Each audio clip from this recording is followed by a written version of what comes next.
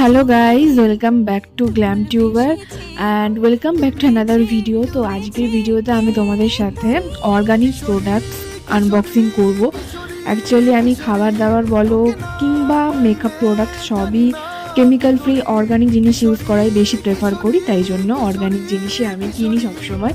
তো অ্যামাজন থেকে পারচেস করেছিলাম এই কটা জিনিস। তার মধ্যে ছিল দুটো পাস্তার প্যাকেট, সেটা একটা হচ্ছে ওটসে আর একটা হচ্ছে কিনোয়া। এর আগে আমি দুরুম হুইট সেমোলিনা পাস্তা ইউজ করেছি, তো ফার্স্ট টাইম আমি এই ধরনের পাস্তাও ইউজ করলাম।